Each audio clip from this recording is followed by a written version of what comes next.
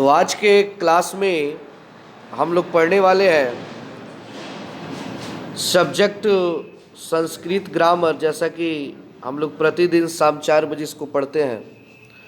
और हमारा टॉपिक अभी चल रहा है संधि। टॉपिक हमारा क्या है जी? संधि, जिसका पार्ट 3। अभी हम लोग आज के क्लास में हम लोग इसका क्या पढ़ेंगे?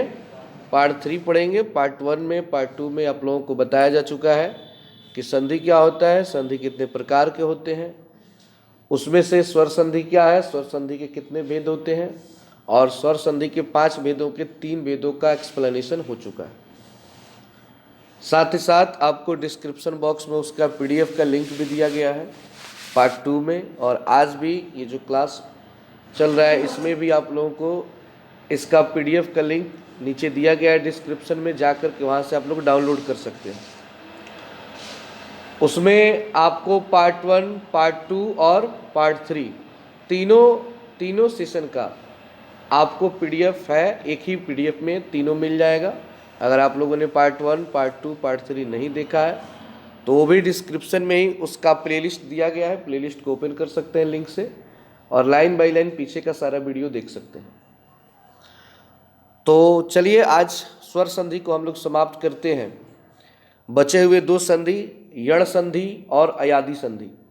जैसा कि आप लोग जानते हैं कि स्वर संधि 5 प्रकार के होते हैं, जिसमें हम लोगों ने पार्ट 1 में पढ़ा था दीर्घ संधि के बारे में, पार्ट 2 में पढ़ा था हमने गुण संधि और वृद्धि संधि, और आज की क्लास में इसका चौथा नंबर यण संधि और अयादि संधि के बारे में पढ़ेंगे और स्वर संधि को कंप्लीट करेंगे। स्वर संधि कंप्लीट हो जाएगा, उसके बाद से यानी कल से हम लोग पढ़ेंगे व्यंजन संधि के बारे में। स्वर संधि सभी लोगों को थोड़ा सा इजी लगता है, खास करके उन लोगों को जो ज़्यादा इसको पढ़े हुए हैं पहले से, उन लोगों को ये इजी लगता है। बट जो पहली बार पढ़ेंगे उनके लिए थोड़ा सा है टफ। लेकिन व्यंजन संधि में क्या होता है कि उसमें काफ़ी लोगों को दिक्कत होती है, क्योंकि स्वर संधि तक सब कोई अच्छे से पढ़ता है, बट जैसे ही व्यंजन संधि का एंट्री होता है लोग धीरे धीरे उसे छोड़ देते हैं। सो वो थोड़ा टफ हो जाता है। सो इसे कंटिन्यू पढ़ना है ताकि फिर से संधि में कोई प्रॉब्लम ना हो।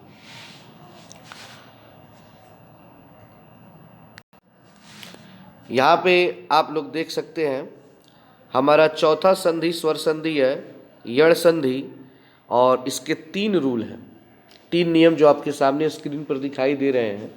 ये 3 रूल है, एक एक करके तीनों को समझेंगे और तीनों पर एग्जाम्पल रखेंगे, क्योंकि आपको पता है कि एग्ज़ाम में रूल्स नहीं आते हैं। ऐसा नहीं कि संधि का कोई रूल्स पूछता है, ऐसा नहीं कहेगा कि यण संधि किसे कहते हैं, अयादि संधि किसे कहते हैं, ऐसा कुछ भी एग्ज़ाम में पूछा नहीं जाता है। आपसे एग्जाम्पल पे ही मोन फोकस किया जाएगा। तो नियम को जब जान लेंगे तो एग्जाम्पल भी समझ में आने लगते हैं। तो सबसे पहला हमारा जो नियम है वो ये है कि ई का अर्थ हुआ छोटी और बड़ी के आगे कोई विजातीय, जिसको हम लोग कहते हैं असमान स्वर। विजातीय मतलब होता है असमान स्वर। जैसे एक होता है सजातीय और एक होता है विजातीय। आप लोग साइंस में पढ़ते होंगे कि सजातीय विजातीय। सजातीय मतलब हो गया प्लस प्लस, बैटरी में होता है ना इलेक्ट्रिक में, और विजातीय मतलब हो गया प्लस माइनस। अगर हम अपने मेल फीमेल में बात करें तो सजातीय का अर्थ हो जाएगा लड़का लड़का, लड़की लड़की, लेकिन विजातीय की बात करें तो लड़का लड़की की बात हो रही है। तो जब भी कोई विजातीय स्वर ई के विजातीय स्वर, तो ई के विजातीय स्वर का अर्थ हुआ कि ई को छोड़कर कोई और स्वर। और आपको पता है कि करीब करीब 13 स्वर है। कितने स्वर है? 13 स्वर है। ओ आ ई ऐसे करके 12, और एक री आता है उसमें, जिसको हम लोग ऋषि बनाते हैं। तो 13 स्वर है, उसमें से 2 स्वर, एक है छोटी और एक है बड़ी। तो छोटी बड़ी को छोड़कर कोई और स्वर आ जाए, 11 में से कोई और स्वर आ जाए, कोई भी स्वर, जैसे ओ आ, उ ए ओ अंग अह री, कुछ भी आ जाए, तो वो स्वर चेंज होने पर ई को य हो जाता है। मतलब ई किस में बदल जाता है? य में बदल जाता है। किस में बदल जाता है? और भी य किस तरह बदलता है? हलंत के साथ। हलंत का अर्थ क्या होता है? आधा य। क्या होता है? आधा य होता है। किसी भी व्यंजन के नीचे अगर हलंत लगा दिया गया तो इसका अर्थ होता है कि वो आधा हो गया, मतलब उसमें से स्वर गायब है। स्वर क्या है कि किसी भी व्यंजन को जब आप बोलेंगे तो उसमें कोई ना कोई स्वर आ जाता है। जैसे मान लीजिए आप पढ़ते हैं क, तो क क अ, समझ रहे हैं बात को ना, क अ आ जाएगा, ख ग घ अंग। तो हर हर एक व्यंजन में कुछ स्वर आ ही जाते हैं, बट जैसे ही उसमें अगर हलंत का हम प्रयोग कर दें, हलंत समझते हैं ना आप लोग, यहाँ पे जो दिया हुआ है य के नीचे देख सकते हैं एक छोटा सा डॉट दिया जाता है, तो हलंत देने का अर्थ होता है कि मतलब वो आधा हो गया।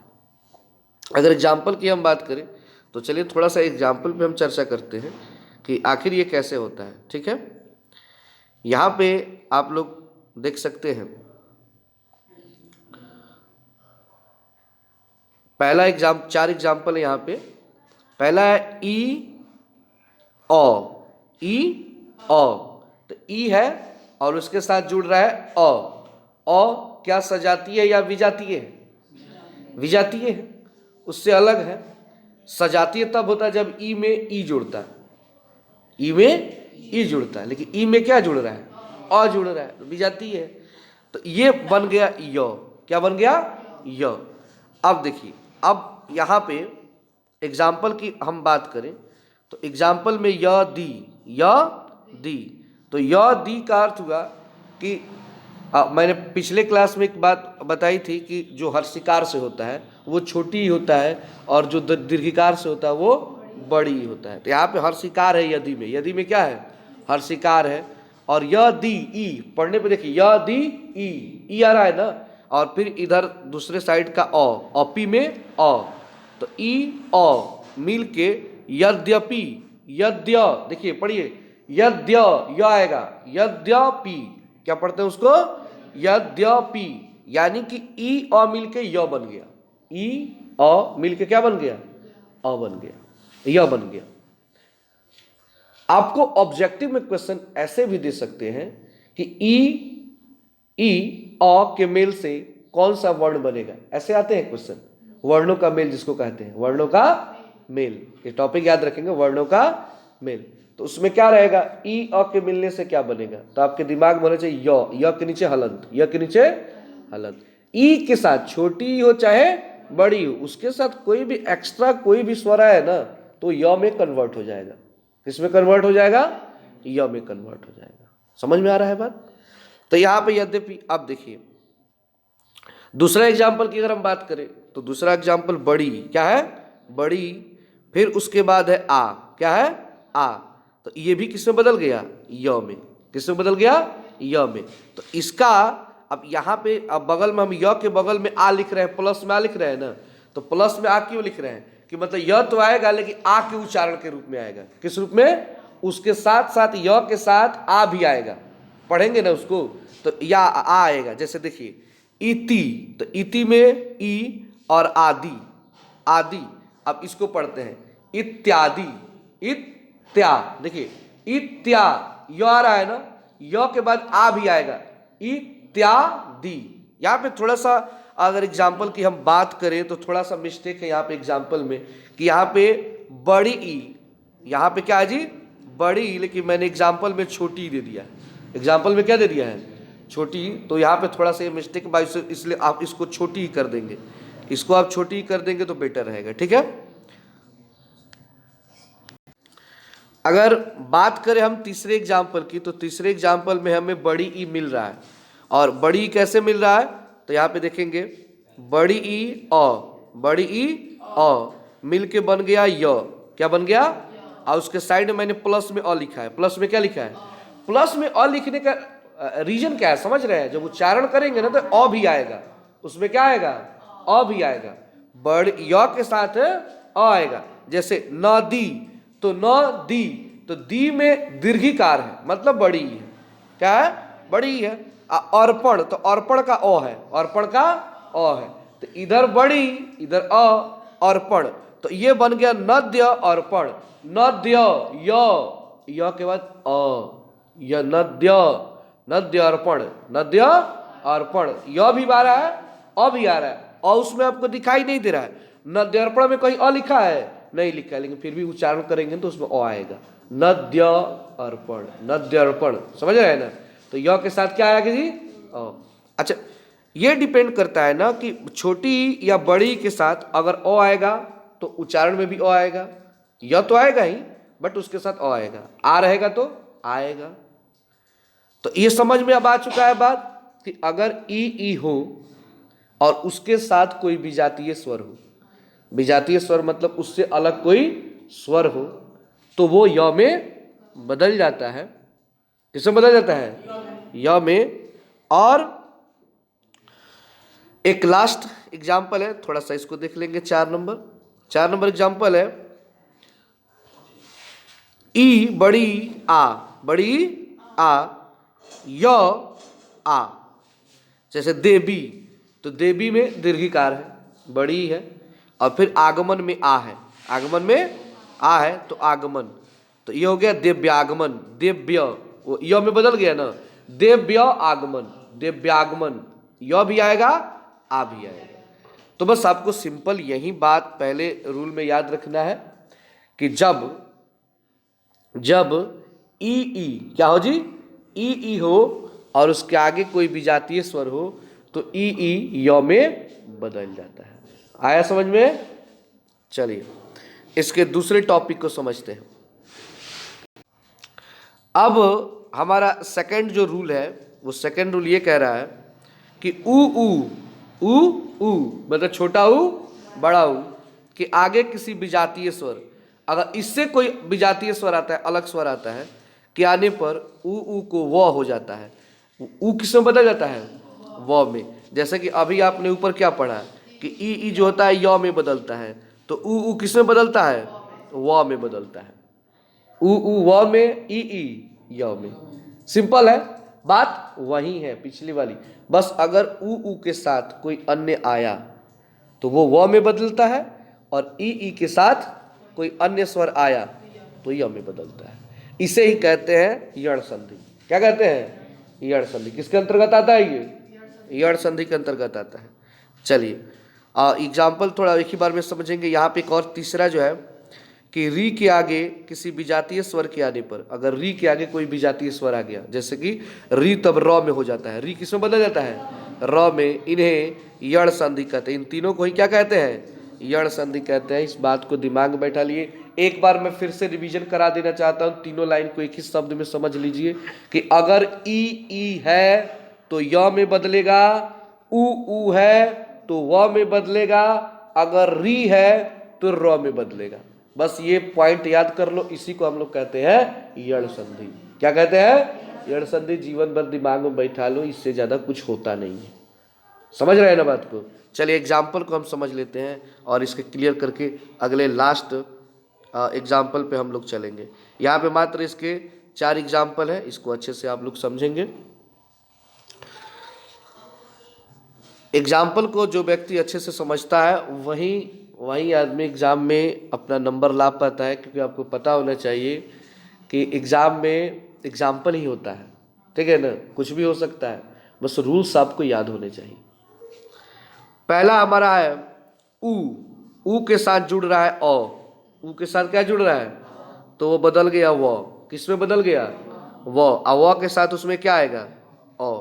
उच्चारण करेंगे तो अ आ जाएगा। क्यों अ आएगा? क्योंकि ऊ किसके साथ मिल रहा है? अ के साथ। तो मैंने पिछली बार ही बताया कि जिसके साथ मिलेगा वो आएगा बोलने में, जिसके साथ में मिलेगा वो किसके क्या आएगा? वो बोलने में आ जाता है। अ जैसे अनु, क्या है? अनु, अनु, ऊ आ रहा है ना। देखो, एक होता है तारकुन और एक होता है बारजुन। एक होता है तारकुन और एक होता है बारजुन। तो तारकुन को छोटा ऊ कहते हैं और बारजुन को बड़ा ऊ कहते हैं। तो अनु में क्या है? तारकुन है। अनु में क्या है? तारकुन है। और अय, तो अय में अय में अय, तो ये हो गया अन्वय। किसमें बदल गया है? अन्वय, अनवय। ध्यान से देखिए, अन्व वो आ गया ना, व के बाद पढ़ो इसे अन्वय, अनव व के बाद अ, क्या आ रहा है? अ, व आ रहा है। तो वह भी हो जाएगा और उसके साथ साथ क्या आएगा? उसमें ओ आएगा। कब? जब ऊ के साथ कोई अन्य स्वर मिलेगा तब। क्लियर हो रहा है बात? समझ में आ रहा है ना बात? ठीक है। यहां पे फिर है उ आ, तो वो फिर व में बदल गया, अब फिर उसके साथ आएगा उच्चारण में। तो एग्जाम्पल में अगर देखें हम तो सु में उसके साथ आगत, सु आगत, तो आ रहा है ना, तो मिलके बन गया स्वागत, वो बदल गया, वो में आ गया, किसमें चेंज हो गया, वो आ गया स्वागत। एग्जाम में आता है स्वागतम का संधि विच्छेद क्या होता है, तो सुजोड़ आगतम, सुजोड़, या ऐसे हो सकता है कि सुजोड़ आगतम का संधि क्या होगा, तो स्वागतम, कौन सा शब्द बनेगा, ऐसे ही एग्जाम में क्वेश्चन पूछते हैं। तो आपके दिमाग में होना, ठीक है, सुजोड़ आगत तो आप रट लेंगे तो स्वागतम हो जाएगा। सब चीज को रट नहीं ना सकते हैं। जैसे कि मान लीजिए अनुजोड़ अ से कौन सा शब्द बनेगा, तो अनु, तो आपके दिमाग में अरे ऊ आ रहा है और ऊ के साथ अ मिल रहा है, ये तो यण संधि है। और हमने पढ़ा है कि जब ऊ में कोई भी स्वर अगर आके मतलब मिला तो वो में चेंज हो जाता है, किसमें, तो यहाँ पे अन्वय होगा, क्या होगा, अन्वय। देखो कितना बारीकी चीज है, आसान भी नहीं है, इसको दिमाग में रखना होगा, रट नहीं सकते कि एग्जाम्पल तो कुछ भी हो सकता है। ये हो गया। अब यहाँ पे आ रहा है उ ए, तो वह में चेंज हो गया अनुएषण, अन्वेषण, अनुएषण का क्या हो गया, अन्वेषण। री के साथ अ मिल रहा है, री के साथ क्या मिल रहा है, तो ये किस में चेंज हो जाएगा, र में। 4 नंबर एग्जाम्पल दिख रहा है ना, र में। तो पितरी में री आ रहा है ना, पितरी, अब पितरी में री आज्ञा, आज्ञा का आ, तो वो बन गया पित्राज्ञा, पित्राज्ञा, र में चेंज हो गया, पित्र, र उसमें आ गया पित्राज्ञा। तो जब री में कोई स्वर मिलेगा तो वो किस में चेंज हो जाएगा, र में। उ में कोई स्वर मिलेगा तो वो चेंज होगा व में, ठीक है। तो इसको हम लोग कौन सा संधि कहते हैं, यण संधि कहते हैं। अब हमारा आता है अंतिम अयादि संधि, मतलब स्वर संधि का 5वां भेद और अंतिम भेद, आज के क्लास का अंतिम टॉपिक यण संधि, अयादि संधि। यहां पे इसका डिफिनीशन है कि ए और ओ से परे मतलब होता है अलग, परे मतलब किसी भी स्वर के होने पर क्रमशः अय, आय, औ और आओ हो जाता है, इसे अयादि संधि कहते हैं। समझिएगा बात। ओ इनको छोड़ करके कोई अन्य स्वर आ जाए तो वो ए जो है, आपका जो ए है, वो ए चेंज होगा अय में, ए चेंज होगा आय में, ओ चेंज होगा औ में, औ चेंज होगा आओ में। देखिए चारों का चार है ना, ए अय में, ए आय में, ओ औ में, औ आओ में। कब, जब इनके साथ इन चारों में से कोई अलग स्वर होगा तब, तो इसे हम लोग कहेंगे अयादि संधि। कौन संधि कहेंगे, अयादि संधि। ये हमारा लास्ट है, समझिएगा। एग्जाम्पल की हम बात करें तो एग्जाम्पल में आप लोग देख सकते हैं, करीब करीब यहाँ पे मैंने 5 एग्जाम्पल दिए हैं। कितने एग्जाम्पल दिए हैं, 5 एग्जाम्पल दिए। चलिए पांचों एग्जाम्पल को एक एक करके हम लोग समझते हैं। सबसे पहले है ए के साथ मिल रहा है ओ, ए के साथ क्या मिल रहा है, ओ, तो ये बदल जाएगा अय में, किसमें, और साइड में मैंने प्लस में अ लिखा है। इसका कारण क्या है कि उच्चारण में अ भी आएगा। जैसे कि ने, तो ने में ए आएगा, ने में ने ए आ रहा है ना, ने अन में अ है, अन में अ है, तो ने जोड़ अन, तो आपने क्या पढ़ा कि ने जो है अगर ए आएगा किसी के साथ मिलेगा तो अय में चेंज होगा, किसमें चेंज होगा, तो ने के बाद अ हो गया, तो अब ने हट जाएगा, अ हट जाएगा, अय हो जाएगा। तो न य अ य, देखिए अ य पढ़िए, न य न य न, य दिख रहा है आपका, लेकिन यन, उसको यन में लेते हैं, यन, नयन, न यन। तो जब ए होगा, क्या होगा, ए होगा, और इन चारों स्वर से अलग होकर किसी अन्य स्वर से मेल करेगा तो वो बदल जाएगा अय में। किससे बदलेगा, अय में। अगर ए क्या होगा, ए मिलेगा तो आय बनाएगा, ए मिलके क्या बनाएगा, आय। देखिए अगर किसी वर्ण के ऊपर एकले है, एकले आप लोग समझते हैं कि कोई लाइन है और एक लाइन उस पर खींचा जाए, मात्र कितने लाइन, एक लाइन खींचा जाए तो उसको एकले बोलते हैं। लेकिन दो लाइन खींचते हैं तो क्या रहता है, दुल्हे। क्या बोलते हैं, दुल्हे बोलते हैं। पता नहीं आप लोग बचपन ही सब पढ़े हैं कि नहीं पढ़े हैं, दुल्हे। जैसे कि मान लीजिए कहा जाए केसर, तो केसर में क के ऊपर एकले है, लेकिन कहा जाए कैसर, कैसर, तो क्या क के ऊपर दुल्हे है, तो दुल्हे है तो ए और एकले है तो ए, ठीक है ना। तो ए और मिलके आय बनाएगा। जैसे कि एग्जाम्पल की अगर हम बात करें तो गए, क्या है, गए, अक, गए अक मिलके क्या बनाएगा, गायक। ये कई बार क्वेश्चन ये सब पूछता है, ये तो बड़ा पूछता है, नयन गायक वाला बड़ा पूछता है एग्जाम में, कई बार मैंने देखा ये क्वेश्चन ज्यादा पूछता है। ओ अ में चलिए, ओ अ में अ हो जाएगा, ओ अ मिलेगा तो क्या हो जाएगा, अ। जैसे पो जोड़ अन, पो जोड़ अन मिलके क्या बना देगा, पवन। क्या बन जाएगा, पवन, अवन। देखिए प अवन, पवन, ठीक है ना, उसमें अ है पवन, पवन। फिर है औ से आओ, औ किसमें बदल जाएगा, आओ, पौअक बराबर पावक। तो ऐसे ही आप लोग अब समझ गए होंगे कि कैसे अयादि संधि होता है, कैसे गुण संधि होता है, कैसे वृद्धि संधि होता है, कैसे दीर्घ संधि होता है। इन पांचों संधियों के बारे में आप लोगों ने समझ लिया। उम्मीद है कि एग्जाम में अगर क्वेश्चन इस तरह के आए तो आप लोगों से बन जाए, क्योंकि याद रखना एक बात, आप लोगों को एग्जाम में ज्यादातर क्वेश्चन स्वर संधि से ही पूछे जाते हैं। ऐसा नहीं है कि व्यंजन संधि और विसर्ग संधि से नहीं पूछा जाता है, बट ज्यादातर चांसेज रहते हैं आप लोगों के इसी संधि से, और खास करके अयादि संधि, खास करके जो अभी आपने ये स्क्रीन पर आप देख रहे हो, इस टाइप के क्वेश्चन आपके एग्जाम में ज्यादा होने के चांसेज होते हैं। चाहे कोई भी एग्जाम, किसी भी बोर्ड सब एग्जाम दे, कॉम्पिटिटिव एग्जाम दे, कुछ भी दे, सब में इसी से ज्यादा चांसेस बनता है। बट सबको दिमाग में रखना है, कल के टॉपिक में हम लोग पढ़ेंगे व्यंजन संधि। क्या पढ़ेंगे, व्यंजन संधि पढ़ेंगे, और उसको समझेंगे एक एक करके। कुछ लोगों का कमेंट है मेरे पास कि सर वीडियो थोड़ा बड़ा बनाइए।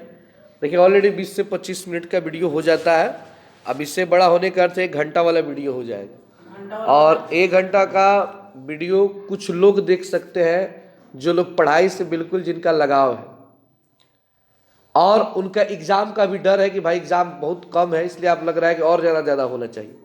बट मुझे जो वीडियो बनाना होता है वो सभी लोगों को देखकर बनाना होता है। कुछ लोग ऐसे होते हैं कि 1 मिनट बर्दाश्त नहीं कर पाते हैं, वो तुरंत मतलब वीडियो खोले, उसका PDF डाउनलोड किए और वहाँ से भागने का प्रयास करते हैं। तो सबको मैनेज करके चलना पड़ता है, ज़्यादा लंबा वीडियो भी हो जाए तो अच्छा नहीं लगता है। बट कोशिश करेंगे कि हर वीडियो आधा घंटा से कम का ना हो और इससे ज़्यादा भी ना हो। तो thanks for watching this video, फिर मिलते हैं नेक्स्ट टॉपिक में। तो आज के लिए इतना ही।